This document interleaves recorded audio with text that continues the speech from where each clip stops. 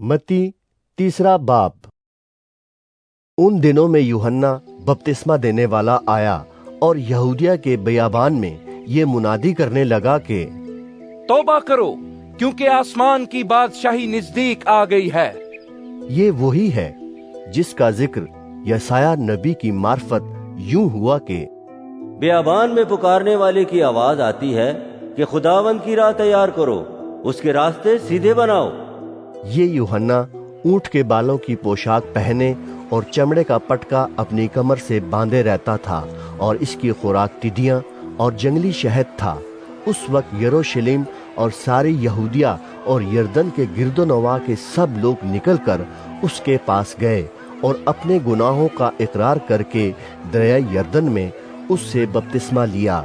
मगर जब उसने बहुत से फरीसियों और सदूकियों को बपतिस्मा के लिए अपने पास आते देखा तो उनसे कहा कि ऐ सांप के बच्चों, तुमको किसने जिता दिया कि आने वाले गजब से भागो? बस तौबा के मुआफिक फल लाओ और अपने दिलों में ये कहने का ख्याल ना करो कि अब्राहम हमारा बाप है, क्योंकि मैं तुमसे कहता हूँ कि खुदा इन पत्थरों से अब्राहम के लिए औलाद पैदा कर सकता है। और अब दरख्तों की जड़ पर कुल्हाड़ा रखा हुआ है, बस जो दरख्त अच्छा फल नहीं लाता वो काटा और आग में डाला जाता है। मैं तो तुमको तौबा के लिए पानी से बपतिस्मा देता हूँ, लेकिन जो मेरे बाद आता है वो मुझसे जोरावर है। मैं उसकी जूतियां उठाने के लायक नहीं। वो तुमको रूहुल कुद्स और आग से बपतिस्मा देगा।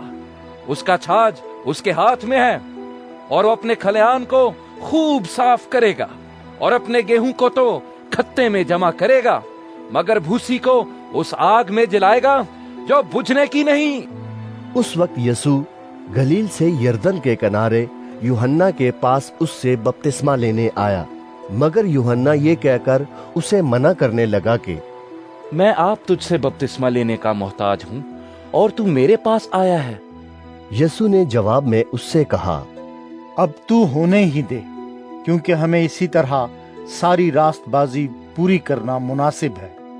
इस पर उसने होने दिया और यीशु बपतिस्मा लेकर फिलफोर पानी के पास से ऊपर गया और देखो उसके लिए आसमान खुल गया और उसने खुदा के रूह को कबूतर की मानंद उतरते और अपने ऊपर आते देखा।